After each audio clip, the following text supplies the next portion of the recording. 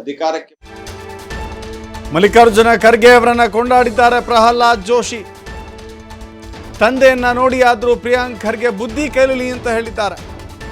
ಹುಬ್ಬಳ್ಳಿಯಲ್ಲಿ ಕೇಂದ್ರ ಸಚಿವ ಪ್ರಹ್ಲಾದ್ ಜೋಶಿ ಮಾತನಾಡ್ತಾ ಪ್ರಿಯಾಂಕ್ ಖರ್ಗೆ ವಿಚಾರವಾಗಿ ಈ ಮಾತುಗಳನ್ನು ಹೇಳಿದ್ದಾರೆ. ಅಹಂಕಾರದಿಂದ ಮಾತನಾಡಬೇಡಿ, ನಿಮ್ಮ ತಂದೆಯನ್ನ ನೋಡಿ ಕಲೀರಿ. ಮಲ್ಲಿಕಾರ್ಜುನ ಖರ್ಗೆ ಅವರು ಸಭ್ಯತೆಯಿಂದ ಮಾತನಾಡ್ತಾ ಇದ್ರು. ಕನಿಷ್ಠ ಅವರನ್ನು ನೋಡಿ ಆದರೂ ಪ್ರಿಯಾಂಕ್ ಖರ್ಗೆ ಕಲಿಬೇಕು. ಮಲ್ಲಿಕಾರ್ಜುನ ಖರ್ಗೆ ಯಾವತ್ತೂ ಕೂಡ ಕೆಳಮಟ್ಟದ ರಾಜಕಾರಣ ಮಾಡಿಲ್ಲ ಅಂತ ಹೇಳಿ ಮಲ್ಲಿಕಾರ್ಜುನ ಖರ್ಗೆ ಅವರನ್ನ ಹೊಗಳುತ್ತಾ ಪ್ರಿಯಾಂಕ್ ಖರ್ಗೆ ಅವರಿಗೆ ತಿವಿದಿದ್ದಾರೆ. ಎಷ್ಟು ಅಹಂಕಾರದ ಮಾತ್ರ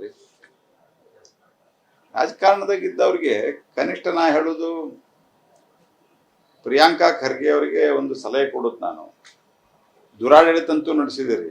ಕನಿಷ್ಠ ನಿಮ್ಮ ತಂದೆಯವರು ಈಗ ಒಂದು ಸ್ವಲ್ಪ ಸೋನಿಯಾ ಗಾಂಧಿ, ರಾಹುಲ್ ಗಾಂಧಿ ಮೆಚ್ಚಿಸೋದಕ್ಕೆ ಏನೋ ಒಂದು ಸ್ವಲ್ಪ ಮಾತಾಡ್ತಾ ಇದ್ದಾರೆ. ಆದರೆ ಥ್ರೂಔಟ್ ಈಸ್ ಲೈಫ್ ರಾಜ್ಯದ ಕಾರಣದಲ್ಲಿರೋರಿಗೆ ಈ ಲೋ ಲೆವೆಲ್ದ ರಾಜಕಾರಣ ಎಂದೂ ಮಾಡಿಲ್ಲ. ಅವ್ರನ್ನಾದರೂ ನೋಡಿ ಸ್ವಲ್ಪ ಕಲೀರಿ. ನೀವು ಈಗಿನ್ನೂ ರಾಜಕಾರಣದಲ್ಲಿ ಈಗಿನ್ನೂ ಮಂತ್ರಿ ಆಗಿದ್ದೀರಿ, ಸ್ವಲ್ಪ ನಿಮ್ಮ ತಂದೆ ನೋಡಿ ಕಲೀರಿ.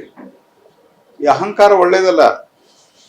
ಬಟ್ಟೆ ಮಾಡ್ರಿ, ಬಟ್ಟೆ ಹರ್ಕೊಳ್ರಿ, ಐ ಡೋಂಟ್ ಕೇರ್ ಅಂತ ಇಂಥ ಅಹಂಕಾರದ ಮಾತ್ರಿ. ಈ ಅಹಂಕಾರ ಒಳ್ಳೇದಲ್ಲ. ಕಾಂಗ್ರೆಸ್ ಪಾರ್ಟಿ ದಿವಾಳಿ ಎದ್ದಿದೆ.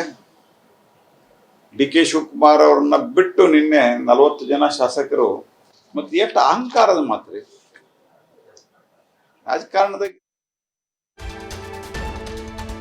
ಕಾಂಗ್ರೆಸ್ ಪ್ರತ್ಯೇಕ ಡಿನ್ನರ್ ಪಾರ್ಟಿಗೆ ಪ್ರಹ್ಲಾದ್ ಜೋಶಿ ಲೇವಡಿ ಮಾಡಿದ್ದಾರೆ. ಕಾಂಗ್ರೆಸ್ನಲ್ಲಿ ಬಣ ರಾಜಕಾರಣ ಜೋರಾಗಿದೆ. ಡಿಕೆಶಿಯನ್ನು ಬಿಟ್ಟು ನಿನ್ನೆ ಡಿನ್ನರ್ ಪಾರ್ಟಿ ಮಾಡಿದ್ದಾರೆ. ಸತೀಶ್ ಜಾರಕಿಹೊಳಿ ನಿವಾಸದಲ್ಲಿ ಪಾರ್ಟಿ ಮಾಡಿದ್ದಾರೆ. 40 ಜನ ಶಾಸಕರು ಪ್ರತ್ಯೇಕ ಮೀಟಿಂಗ್ ಮಾಡಿದ್ದಾರೆ. ಇದಕ್ಕೆ ಡಿಕೆಶಿ ಅವರನ್ನ ಯಾಕೆ ಕರೆದಿಲ್ಲ? ಡಿಕೆಶಿ ಏನಾದರೂ ಬೆಕ್ಕನ್ನ ಕೊಂದು ಪಾಪ ಮಾಡಿದ್ರ? ಹುಬ್ಬಳ್ಳಿಯಲ್ಲಿ ಕೇಂದ್ರ ಸಚಿವ ಪ್ರಹ್ಲಾದ್ ಜೋಶಿ ಕಾಂಗ್ರೆಸ್ನ ವಿಚಾರದಲ್ಲಿ, ಸಭೆಯ ವಿಚಾರದಲ್ಲಿ ಈ ರೀತಿಯ ಮಾತುಗಳನ್ನು ಹೇಳಿದ್ದಾರೆ.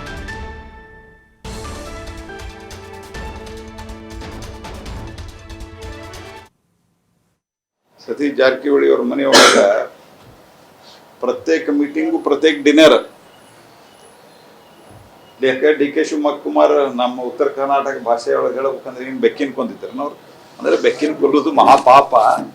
ಬೆಕ್ಕಿನ ಕೊಂದವ್ರನ್ನ ದೂರ ಇಡ್ತಾರೆ. ನಮ್ಮಲ್ಲಿ ಯಾರಿಗಾರೆ ಏನಾರೇ ಸಮಾನವಾದ ಅವಕಾಶ ಕೊಡಲಿಲ್ಲ ಅಂತಂದ್ರೆ ಇಲ್ಲಿ ನಮ್ಮ ಭಾಗದಾಗ, ವಿಶೇಷವಾಗಿ ಬಿಜಾಪುರ, ಬಾಗಲಕೋಟೆ ಈ ಭಾಗದಾಗ ಒಂದು ಮಾತದ, ಅವೇನು ಬೆಕ್ಕಿನ ಕೊಂದಾನ ಅಂತ ಹೇಳಿ.